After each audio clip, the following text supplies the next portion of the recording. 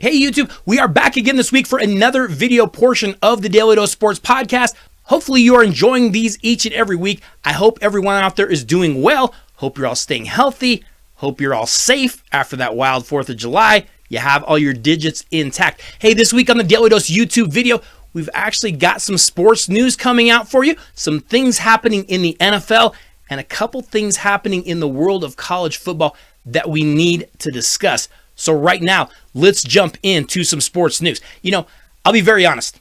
I haven't wanted to talk a whole lot about the virus and the canceling of things every single day in sports because honestly, we only do an hour each week. I can't just sit here and read every single thing that's being canceled for the entire 60 minutes, right? That's not fun for anyone. Just ask ESPN right now. But there is now talk that with all of the recent spikes in states across the country, maybe the college football season should be bumped back to the spring instead of being played in the fall. I mean, the variety of looming issues has increased momentum within college football to maybe move games back to the spring. Proponents say moving to the spring increases the likelihood of an effective vaccine or maybe treatment being developed, and it would be more likely to have fans in attendance for the college football season, while also allowing doctors, scientists, and just humanity in general extra time to better understand what is going on with the pandemic.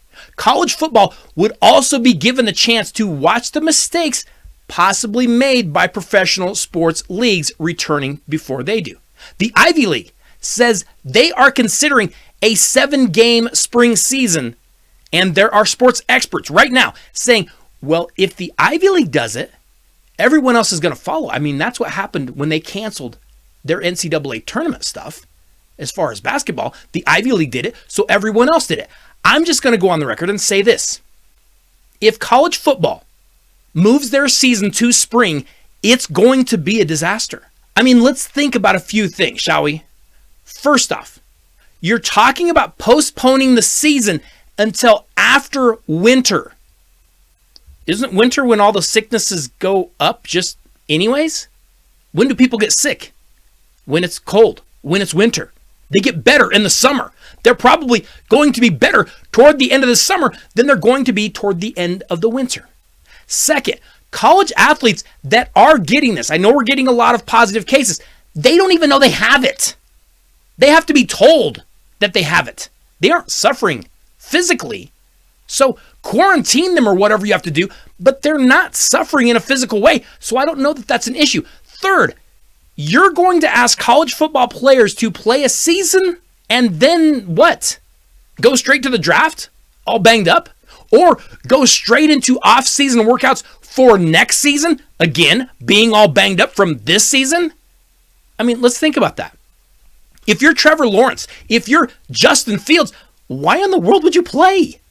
We just saw last year, Alabama quarterback Tua Tagovailoa was injured in November, and he still had time to recover and be drafted in the top 5.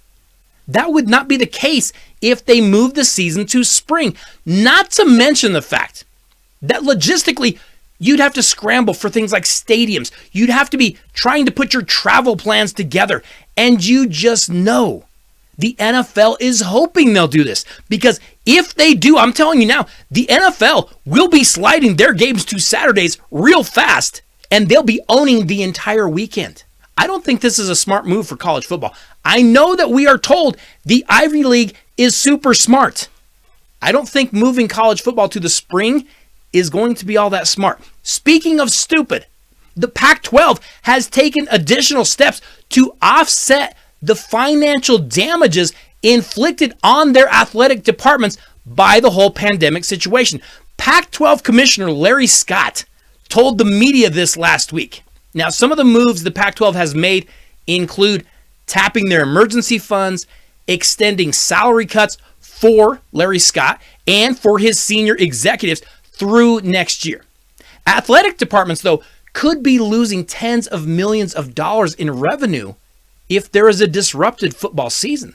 I mean, if you have limited sales for tickets, if you have limited seating, if you have game schedules being changed or maybe even dropped, you're going to lose a lot of money. I mean, Larry Scott, who earned $5.3 million in the latest reporting year, came out and told everyone that he took a 20% pay cut for the final few months of 2020, and senior staffers in both the conference and the network divisions also took 10% pay cuts. Those cuts have now been extended through the 2021 fiscal year, albeit at different rates. But Larry Scott said he would be willing to take a 12% salary cut, which would actually translate to a little over $600,000 based on his reported compensation. Here's the thing though. Larry Scott is the highest paid commissioner in the country, which is kind of weird because the Pac-12 conference is one of the lowest performing conferences athletically. Hey, Larry Scott can beat his chest all he wants about taking pay cuts if he wants to.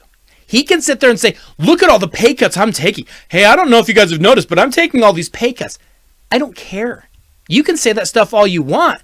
Your conference isn't performing that well, and your conference isn't making any money with that crappy Pac-12 network. So while he can say this all he wants, I fully expect the conference to probably buy Larry Scott out of his contract completely and replace him with someone that does the job better.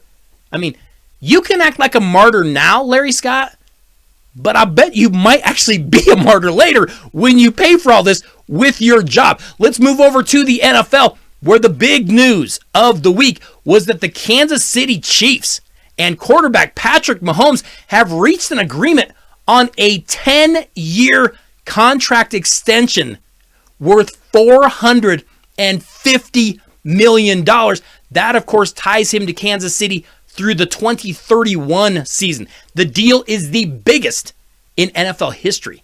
The Chiefs picked up Mahomes' fifth-year option for the 2021 season back in April, putting him under contract for the next 2 seasons. So this isn't going to start yet, but the 10-year extension puts him under contract with the Chiefs for the next 12 years. Mahomes becomes the 4th quarterback to receive an extension before the start of their 4th season since 2011. Think of some of those other quarterbacks that happened with. Ryan Tannehill with the Miami Dolphins, Carson Wentz with the Philadelphia Eagles, Jared Goff with the Los Angeles Rams. They were all signed early as well. Hey, there is no question that Patrick Mahomes deserves all the money that he can get. He's a superstar. And he did it on the biggest stage, leading the Chiefs to the Super Bowl and leading them to a victory in the Super Bowl. But I will say this. Be very, very careful. Because I want you to think about what else those quarterbacks that I just named have in common. Ryan Tannehill in Miami, Carson Wentz, Jared Goff. I'll even add guys like Drew Brees, Russell Wilson, Aaron Rodgers. What do they all have in common? They took a lot more money. And their teams suffered for it because this is the new NFL. It is how business is done. The most dangerous teams have their quarterbacks on rookie deals, and they are spreading the wealth around to a stacked roster. Now, this isn't going to hit Kansas City right away. But I'll tell you right now, the Kansas City Chiefs are on the clock. You better win now because all of that help, all of that talent that was around Patrick Mahomes this last year, it's going to be going away. It's just a matter of time because he took a huge, huge deal. Finally, after saying over and over that it would never happen, the other big story this week in sports, the Washington Redskins are now saying they are likely to change their team name. Team owner Dan Snyder has been under more and more pressure in recent weeks to change the name given the national focus on human rights and social justice after the death of George Floyd in Minnesota. NFL Commissioner Roger Goodell said in a statement Friday that the league has had ongoing discussions with Snyder and was very supportive of this important step of changing the team's name. Now, we can say that, but we all know that wasn't going to do anything. You can gripe, you can say whatever you want. Last week, though, we actually got some traction on this thing because FedEx, which has naming rights to the team's stadium under a $205 million deal, requested that the team change its name. That wasn't all. Other sponsors like Nike and Pepsi also are reportedly under pressure to sever ties with the team unless they change their name. On Thursday night, Nike removed all Redskins gear from their online store. The other 31 NFL teams were listed. A search for Redskins came up with nothing. That wasn't it. The 3 minority owners of the Washington Redskins say they are now seeking to sell their shares in the team because they are not happy being a partner with Daniel Snyder. Hey, here's the thing.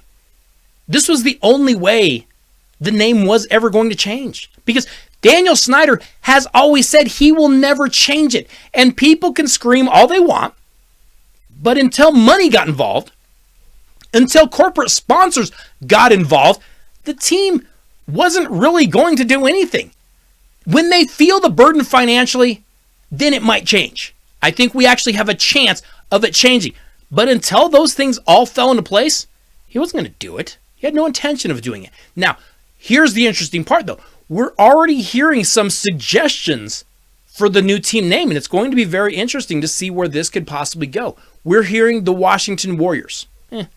I'm hearing some pushback on that already. I've heard the Washington Red Tails in honor of a group with the Tuskegee Airmen. That might not be bad. We've also heard the Washington Senators. I don't know about Washington Senators. That to me sounds like an insult. I don't want anything to do with Washington Senators. But I don't know. I came up with a few names. I don't know if they're very good, but I just like to throw out a few names. What about the Washington Rednecks? Is that a bad thing? That's okay, isn't it? Rednecks would be fine, I think. Or maybe in honor of our current president, what about the Washington Orange Skins? That might be a little bit better, a little bit different. I don't know. What about the Washington Monuments? Sure, the woke crowd would eventually tear them down soon, but it'd be a little bit fun while it lasted. Brief side note, I just kind of noticed this. I was thinking about this last week. The Washington Monument, it barely even looks like George Washington. But if I was going to pick one team name for that franchise, I'd probably go with the Washington Generals. They're already losers. You might as well make them lovable losers like the Washington Generals that lost every single time they played the Harlem Globetrotters. I think we might have a winner right there.